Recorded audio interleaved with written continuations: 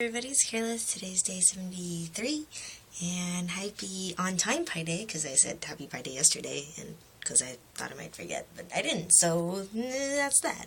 So, let's see, where were we in the story? I went to the ER. I was going to the ER, so I'd spent all night ruining myself. I go to the ER. I literally look like a mess. I can't stand. I'm like curled up on a wheelchair, and they're just wheeling me around. So I finally get in. They hook me up to the IV. They like do all that stuff, and they check everything. And yeah, it takes. I basically stay in the ER all day. I don't eat anything. I just get IV fluids, and I go from looking like I'm about to die to looking somewhat normal. Again, I look pretty okay. I'm not white as a ghost. Anyway, so then the doctor is like, well, it sounds like at first it sounded like a really bad cold, but actually there's something called meningitis. And me and my family are like, what the heck's meningitis? So then they tell us, like, oh, it's a thing, whatever, cold, mutation, taxospinal fluid, all that stuff, all that fun stuff. But then they're like, we're hesitant to give you a diagnosis. They're like, oh, we're kind of hesitant to say that it is. I mean, we know that it's not bacterial because then you'd be dead, but you might have the viral one. The problem is, in order to test, we have to poke a needle, a really thick needle, into your spinal cord and take out the fluid in order to check the stuff inside, right? So that they can see whether or not I've got it or not.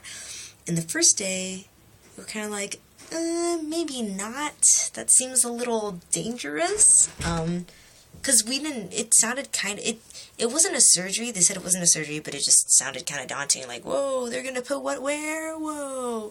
So we decide not to. We decide, okay, maybe if it gets worse, or not if it gets worse, but if it stays like this, because if it gets worse, I'd probably die. If it stays like this, then we do it, but if not, then we just try to wait it out.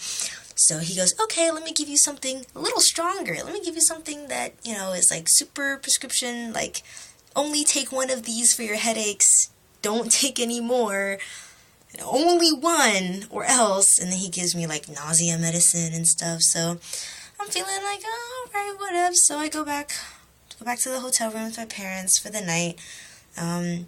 Except, like, the moment I leave the hospital, it comes back. All of it comes back. Nothing works. Like, none of the Vicodin, none of the morphine, not morphine, because they gave me the morphine in the IV, but, like, the Vicodin didn't work, and, like, the nausea stuff didn't work, and, like, all of this, just nothing worked. So I went another night vomiting my face off with a huge headache. I basically didn't sleep, and I looked even worse. So the next day, they rushed me back to the hospital, and then we're all like, okay, yeah, let's do the thing to see if there's a thing, and if there's a thing, then we should do something for the thing. So, it shows up with this very big needle, and comes and pokes me like 4 times in the small of my back, because they have to take out like multiple tubes of fluid. So they do, and then whatever. I just stay there for another day, and then the results come back, and they're like, yeah, so you totally have meningitis. Here's the fun part. There's not really anything we can do about it, because it's kind of a flu, and you can't really do anything for, like, the flu, or, like, the flu or the cold. You can't, you just kind of have to sit it out. So basically, the doctor was like, yeah, you're just gonna have to sit it out. And we're like, oh, okay. So then my parents decide, okay, we'll just keep you in the hospital, because clearly going home is ruining you so hard that you might as well just stay in the hospital all night. So then, yeah, that happened. So by the time I go in and get my back poked out, it's Friday.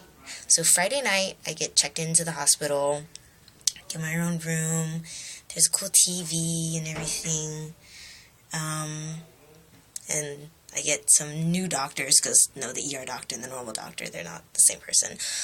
So I get another doctor to come check me out and tell him the whole story. He's like, oh, okay, well, we'll get you a lot of liquids and we'll get you, like, a lot of pain stuff. We'll get you a whole bunch of whatever and, you'll just be hooked up all the time. I was like, oh, okay, cool. Cool story.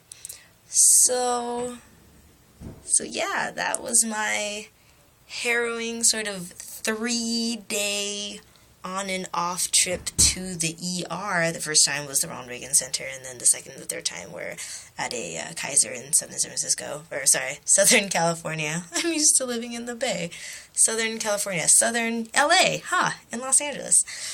So yeah, it only took, the headache started for a week, but that wasn't really, you couldn't really tell anything from that, but it only took 5 days of vomiting for them to tell me that I was sick.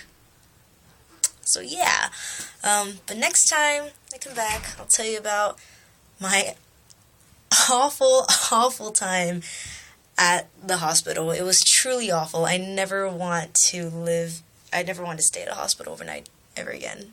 It was bad. So yeah. So anyway, that's my story.